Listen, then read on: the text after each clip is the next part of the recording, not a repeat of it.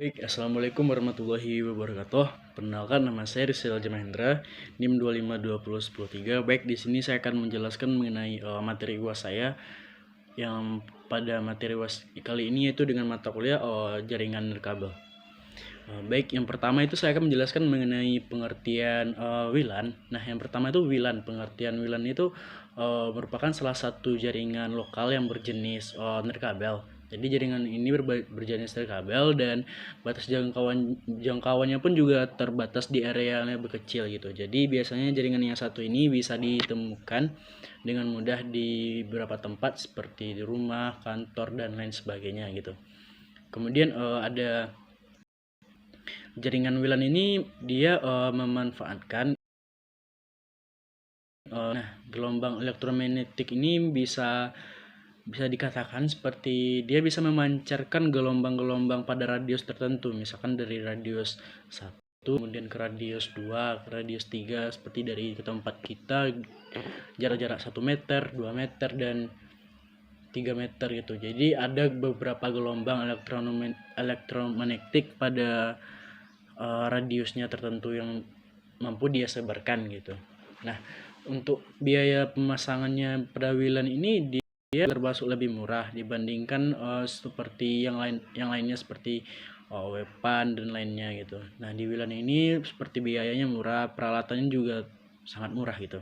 Bisa dikatakan dalam WLAN ini dia dalam segi biaya tidak terlalu mahal ya, seperti dia mungkin dia membutuhkan seperti jaring akses point dan lain sebagainya gitu. Jadi untuk biayanya pun dia tidak terlalu mahal-mahal sekali gitu, tergantung dari berapa segi aktivitas yang ada di dalam pemakaiannya gitu kan. Nah, dia untuk pemakaian dari jaringan WLAN ini di mana dia lebih rentan terhadap gangguan dibandingkan memakai kabel gitu. Jadi dia tidak rentan terhadap gangguan. Namun jika ada pakai kabel mungkin dia itu akan lebih rentan gitu jadi kepada gangguan-gangguan lainnya kan. Nah, jadi akibat itu kecepatan bandwidth-nya itu dari gangguan tersebut itu menjadi lebih tidak stabil gitu. Meskipun jaringan kabel ya itu semakin marak digunakan tapi tetap saja memerlukan jaringan kabel gitu.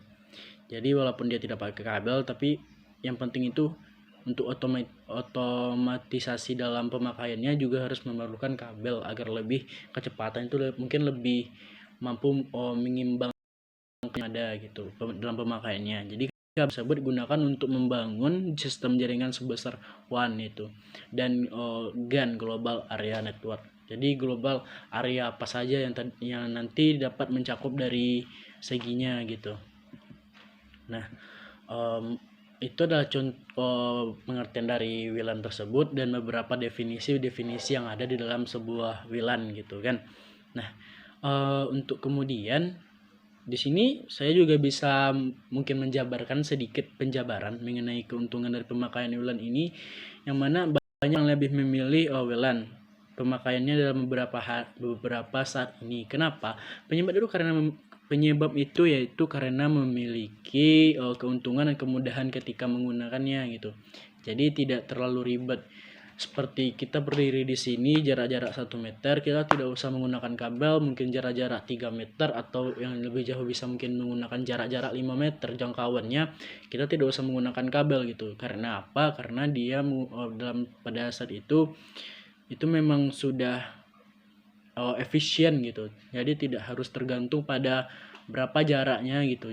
Jadi dimanapun kita berdiri, dimanapun letak bandwidthnya atau routernya, nah nanti di saat itu mungkin kita mampu menangkap jaringan yang ada pada WLAN itu gitu. Kemudian dia juga yang kedua itu dia juga bisa dipakai di berbagai macam perangkat. Misalnya dalam smartphone, tablet, laptop, komputer dan lainnya. Karena apa? Karena WLAN itu wireless local area network gitu. Jadi jika ada wirelessnya di dalam suatu perangkat tersebut, otomatis dia mampu gitu. Nah, untuk WLAN itu lebih mudah dipersiapkan dibandingkan dengan kabel. Nah, maksud dipersiapkan dengan bandingkan kabel itu adalah contoh dari yang ketiga, contohnya maksudnya itu yaitu WLAN itu tidak harus menggunakan kabel. Karena apa? Dia akan lebih mudah tanpa kabel. Jadi kita hanya cuma mengatur di bagian bagian router atau switchnya. Jadi berapa kapasitas yang ingin digunakan, berapa kecepatan digunakan. Jadi tidak harus menggunakan kabel. Karena kita menggunakan wireless gitu. Kan dalam arti WLAN itu kita menggunakan wireless. Otomatis kita harus paham dengan mengerti wireless itu apa tanpa kabel. Otomatis itu tidak menggunakan kabel dan itu mungkin lebih memudahkan kita sebagai pengguna gitu kan.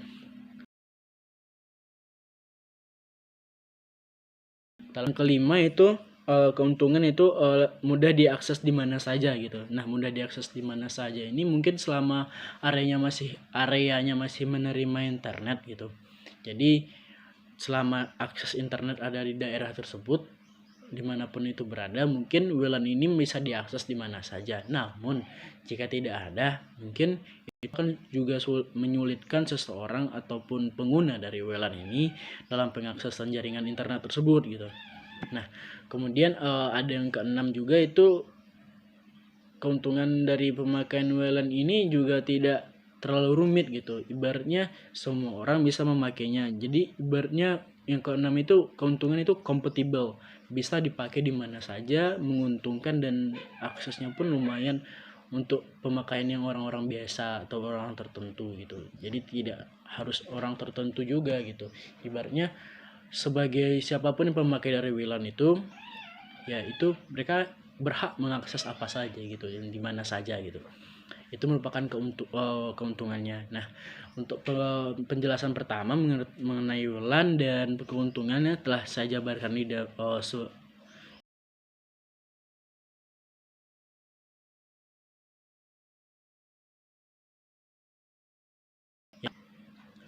Nah, untuk yang kemudian itu saya akan menjabarkan atau menjelaskan mengenai pengertian dari access point. Nah, sebagaimana kita tahu, access point itu adalah perangkat keras jaringan PC yang menghubungkan piranti nirkabel, yang mana piranti nirkabel ini dia tidak menggunakan jaringan menggunakan kabel gitu. Jadi tidak ada jaringan yang tanpa menggunakan kabel, dan jaringan internet lokal menggunakan teknologi seperti WiFi, Bluetooth dan lainnya. Biasanya dalam access point ini sering dikenal dengan nama WLAN yang tadi gitu kan. Itu adalah contoh dari access point, itu WLAN gitu. Nah, yang mana fungsi dari perangkat ini itu adalah untuk menerima maupun mengirim data berasal dari adapter wirelessnya. Jadi dari mana asal adapter wireless tadi, dia akan menerima, kemudian dia akan mengkoordinasikan bagaimana nanti apa saja yang akan bisa diolah dalam access point atau wireless yang digunakan tadi gitu kan. Kemudian dalam access point ini dia mempunyai dua komponen. Yang komponen pertama yaitu transceiver, dan yaitu yang kedua itu yang mana kedua itu yaitu ada antena, yang mana dua komponen tersebut berfungsi menerima sinyal dan kemudian serta memancarkan sinyal untuk menghubungkan dengan perangkat keras lainnya seperti hop, switch,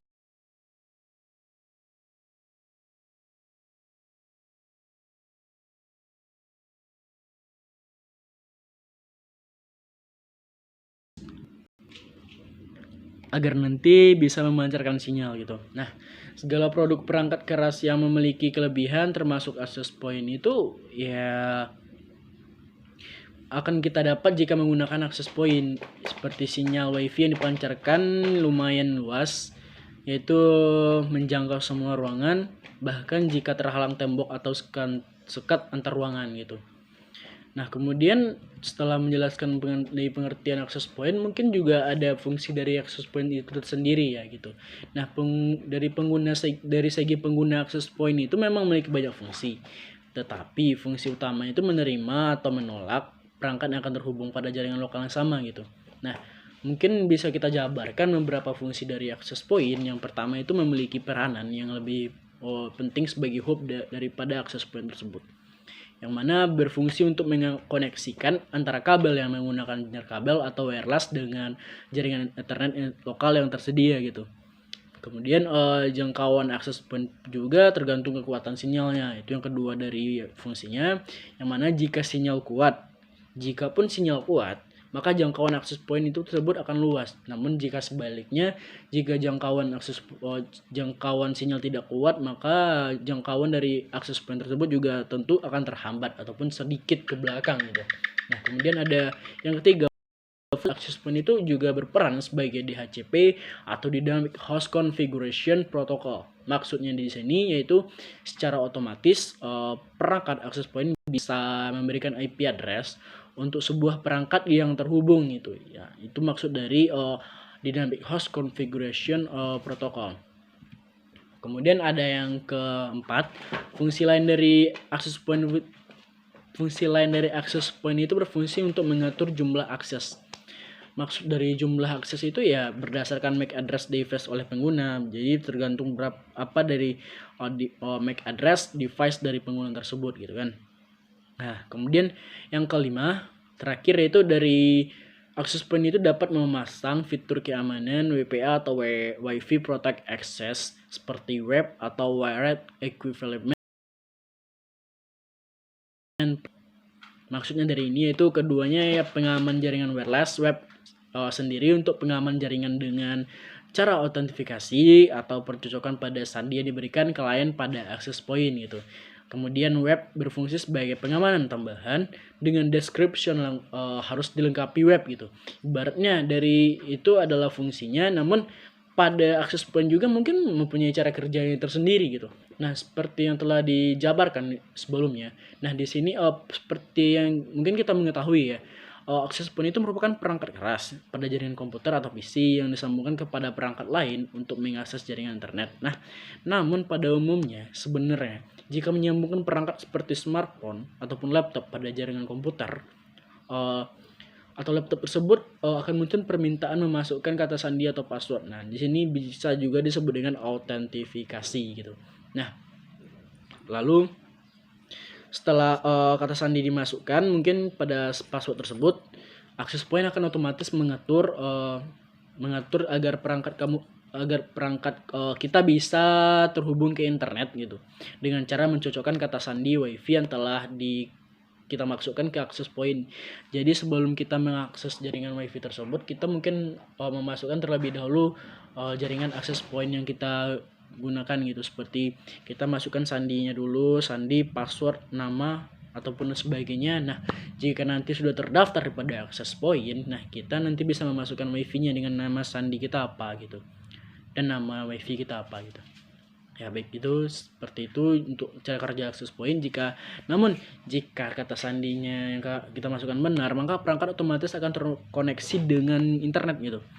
Nah, dan jalur data yang digunakan juga oleh access point berupa jalur data sinyal radio frekuensi atau RF yang dibentuk WiFi dengan menggunakan jalur elektrik pada kabel internet gitu.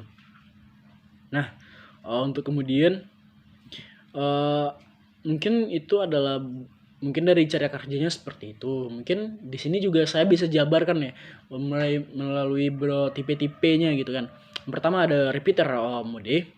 Nah, mana access point ini pada tipe ini berfungsi untuk menambah cakupan jangkauan sinyal dari kabel dengan service set identifier atau SSID yang sering kita sebut ya, orang lain sebut. Itu juga merupakan kata-kata awam sebenarnya SSID itu, yang mana SSID itu juga bisa terdapat pada sebuah komputer, laptop dan sebagainya gitu. Dan untuk keamanan yang sama biasanya mode seperti digunakan untuk menguatkan sinyal di tempat yang mempunyai jaringan wireless tapi pemancaran sinyalnya lemah, jadi tidak merata, misalnya di pegunungan. Nah, misalnya di pegunungan gitu, kita tinggal di pegunungan namun jaringan itu tidak merata, mungkin kita bisa menggunakan repeater mode dalam untuk nanti pemancaran lebih luas jangkauannya gitu, seperti itu gitu. Kemudian ada tipe berikutnya itu access point mode. Access point mode ini sebenarnya merupakan kata-kata yang simpel dan mempunyai pengertian yang sangat signifikan ya, karena kita sudah belajar mengenai access point.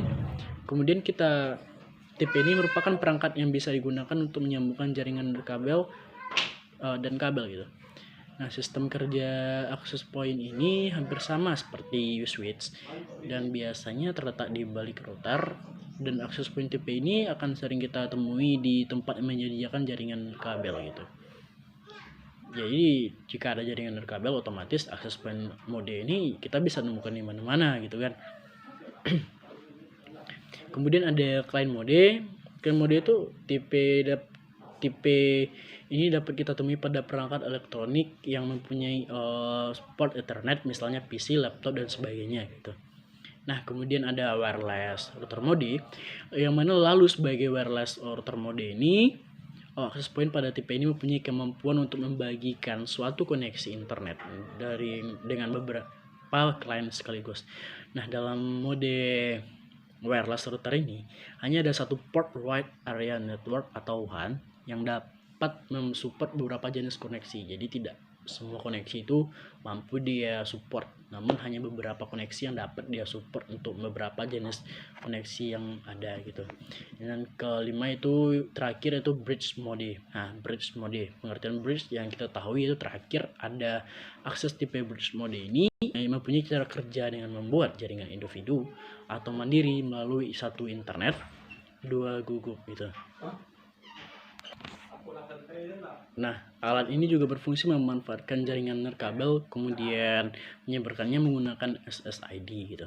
Dengan kata sandi yang sama, jenis access point ini, tipe ini sering kita temui di tempat-tempat seperti perumahan, kafe, perkantoran yang menyediakannya berupa wifi, dan nanti kita masukkan passwordnya gitu. Mungkin dia bisa mengasih berupa voucher gitu.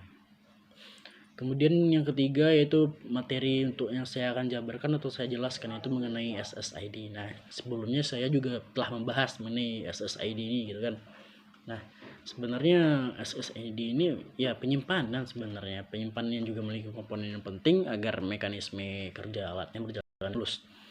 Adapun komponen SSID yang bisa saya sebutkan yaitu yang pertama itu ada controller. Siapa tidak kenal dengan controller? Nah, ya dengan kata controller itu kontrol, ya, berarti kita mengontrol gitu kan. Nah, komponen ini berfungsi sebagai pengontrol dan menyediakan fitur antarmuka tingkat perangkat SSD dan juga mengeksekusi firmware gitu. Kemudian ada address. Dalam pengertian bahasa Inggris, addressing itu adalah alamat dari sebuah tempat gitu. Jadi address itu alamat. Jadi kita dapat jabarkan address dalam komponen SSID ini logika berfungsi menjalankan pemilihan di seluruh komponen memori flash gitu. Kemudian ada flash memory based. Nah, yaitu biasanya komponen ini digunakan oleh pabrik-pabrik besar untuk pembuatan SSD karena dibandingkan bahannya DRAM gitu, dari RAM, komponen ini tuh memiliki harga yang lebih murah daripada RAM. Adapun fungsi flash memory based itu pada SSD itu adalah mempertahankan data tanpa adanya suplai daya secara terus-menerus gitu. Kemudian ada data buffer atau change, yaitu memiliki kecepatan tinggi. Biasanya komponen ini digunakan untuk mencocokkan kecepatan dan peningkatan transport data gitu. Itu adalah pengertian dari SSD dan beberapa contoh komponennya gitu kan. Kemudian ada yang keempat, itu bagaimana cara kita untuk setting SID ini. Untuk beberapa orang awam mungkin untuk menyeting SSD ini lumayan susah ya. Mungkin di sini akan saya jabarkan. Yang pertama itu cara setting SID gitu. Supaya kita bisa mengubah dan mengatur SSD WiFi, biasanya kita bisa langsung melakukannya melalui pengaturan sesuai provider apa yang kita gunakan seperti IndiHome, Biznet, MNC Play dan sebagainya. Itu adalah contoh providernya. Contohnya salah satu IndiHome gitu kan. Setelah itu kita bisa mengikuti beberapa cara untuk mengatur providernya. Itu tergantung dari apa provider yang kita gunakan. Mungkin kita bisa melakukan salah satunya itu seperti membuka browser pada perangkat yang kita punya itu, kemudian menuju modem sesuai dengan provider yang digunakan. Misalnya IndiHome kita alamatnya kelas C gitu kan. 192.168.1.1 gitu. Itu alamatnya gitu kan. Kemudian memasukkan username dan password. Kemudian kita klik network, WLAN, SSD setting, dan kemudian nama SSD-nya dan mengubah sesuai yang diinginkan gitu. Dan kemudian yang kelima itu, namun jangan melupakan ketentuannya, yaitu maksimalkan 32 karakter dengan kombinasi huruf, angka, dan simbol. Maksudnya itu semakin tinggi kombinasinya semakin aman gitu. Kemudian ada yaitu bahwa SSD terbagi menjadi dua, yaitu public SSD dan hide SSD gitu. Jika ingin menyembunyikannya kita pilih hide SSD. Nah, jika telah selesai ya kita submit gitu. Nah, untuk yang kelima itu dari keamanan WLAN ini. Untuk keamanan WLAN ini, ya WLAN ini sangat aman gitu. Merupakan hal penting yang perlu kita ketahui. Pengelola jaringan dari WLAN ini ya disediakan seperti dinas Kominfo gitu, dan merupakan salah satu lembaga lingkungan pemerintah menyediakan jaringan komputer, kabel, dan WLAN itu sebagai media pertukaran data informasi. Nah, seperti yang pertama itu WPA gitu kan. WPA merupakan protokol keamanan yang diciptakan untuk mengatasi permasalahan pada web. Pengguna WPA itu menyulitkan hacker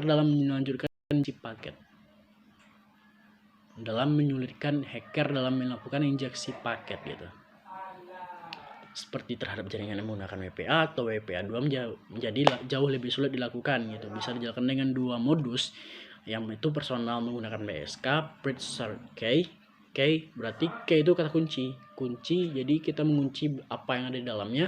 Kemudian enterprise menggunakan server radius gitu, memungkinkan hacking hanya bisa dilakukan pada WPA dan WPA2 PSK yang paling banyak digunakan oleh pengguna rumahan maupun perusahaan, yaitu WPA dan WPA2 gitu. Kemudian ada WPS. Nah, pada WPS ini Wireless Protected Setup adalah program sertifikasi operasional yang dikembangkan oleh aliansi WiFi. WPS dirancang untuk melindungi peraturan keamanan WiFi di rumah dan kantor kecil gitu.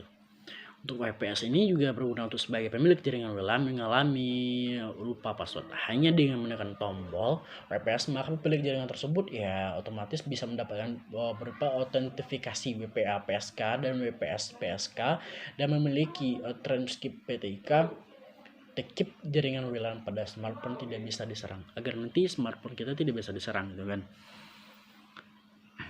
Kemudian ada itu cara setting atau cara membatasi jumlah terkoneksi di WLAN, yaitu dengan banyaknya pengguna WiFi dapat mempengaruhi kecepatan koneksi saat digunakan. Ada beberapa cara agar WiFi kita tetap stabil dan memiliki koneksi yang cepat. Salah satunya cara yang efektif dilakukan adalah membatasi jumlah penggunaannya gitu. Yang pertama itu menggunakan modem gitu kan. Modem itu disediakan oleh provider internet, memiliki pengaturan yang bisa kita akses langsung menggunakan web browser pada komputer. Kita bisa mengikuti langkah-langkahnya seperti berikut. Yang pertama, buka browser kita, masukkan kode IP-nya. Misalkan kode IP kita tuh kelas C 192.168.8.1. Itu merupakan server dari alamat IP atau address kita pada search bar dari web browser yang kita ingin gunakan itu. Kemudian jika kita sudah masuk, isi username, password, dan lalu klik login gitu. Kemudian setelah halaman utama pengaturan sudah terbuka, masuk ke pengaturan, klik network, SSD setting, kemudian tentukan jumlah penggunaan di kolom maksimum clients, dan terakhir itu klik save untuk menyimpan pengaturan modem. Yang kedua itu kita bisa menggunakan aplikasi P2 Buffer gitu. Nah, pertama itu kita unduh aplikasinya, kemudian buka play system setting, kemudian kita pilih main adapter jaringan dan klik OK. Kemudian pilih schedule setting, lalu pilih new, select all OK. Untuk mengatur jumlah pengguna terhubung ke jaringan WiFi, pilih opsi Ctrl Alt, kemudian klik start. Apply route to host selected dengan mode klik kanan, dan itu menggunakan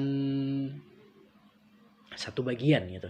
Nah, jika ingin memblokir perangkatnya terhubung ke jaringan WiFi, caranya klik drop host selected. Nah, kemudian itu menggunakan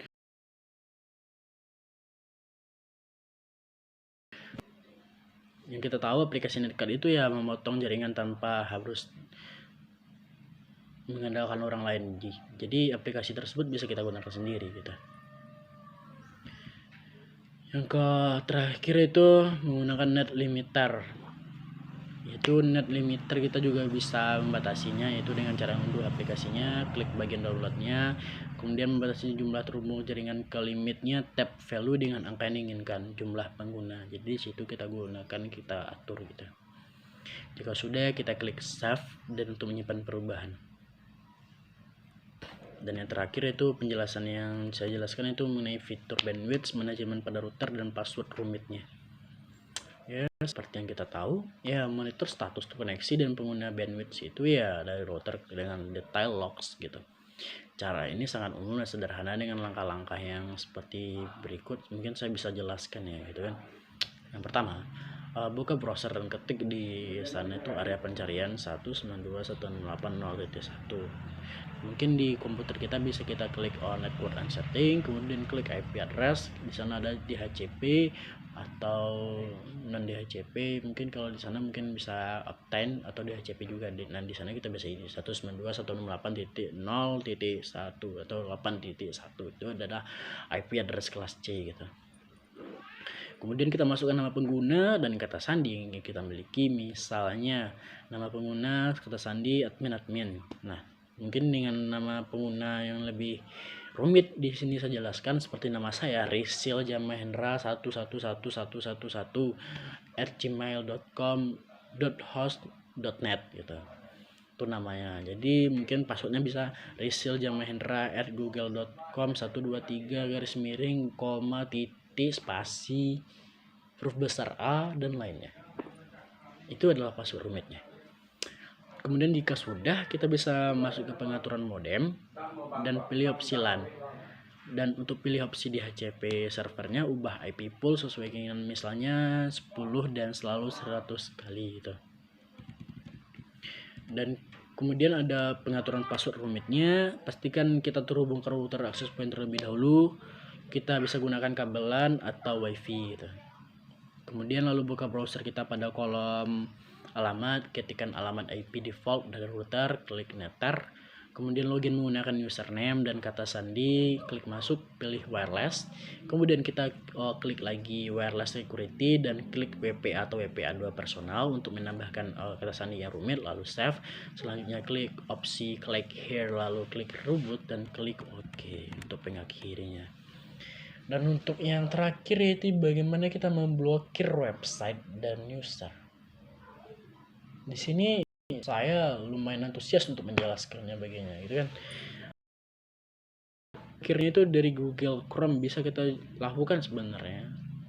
Jika pada saat kita mengakses suatu komputer ataupun laptop, mungkin di sana ada website-website yang sangat tidak kompeten di dalam untuk kita melihatnya, apalagi kita masih di bawah umur atau kita mempunyai adik dan sebagainya. Website itu muncul dan terlihat itu sangat-sangat tidak bagus untuk dilihat gitu.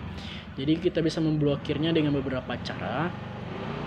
Dengan cara yang pertama yaitu, nah untuk cara blokir website di Google Chrome dengan website adalah seperti berikut. Yang pertama yaitu kunjungi website yang terlebih dahulu yang ingin kita blokir. Contohnya itu menggunakan website iPel gitu. Kemudian setelah websitenya terbuka, kita klik icon block site di pojok kanan atau browser atau di bawah icon kepingan puzzle gitu. Nah kemudian,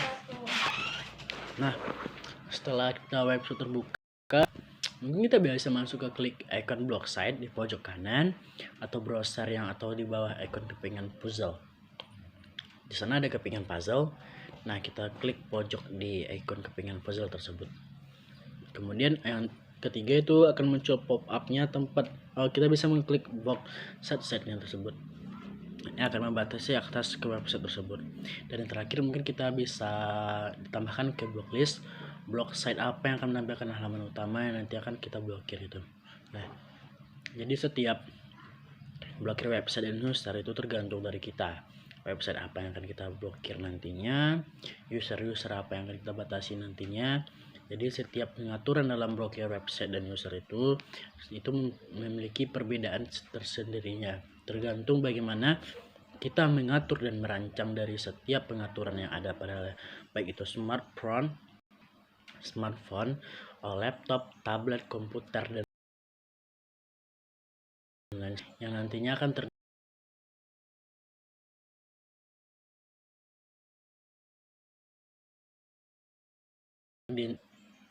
dan setiap pengaturan alamat tersebut nantinya akan sesuai dengan apa yang kita atur yang terlebih dahulu yang ada pada website kita nantinya. Baik, sekalian penjelasan dari materi UAS saya pada kali ini saya akhiri dengan assalamualaikum warahmatullahi wabarakatuh.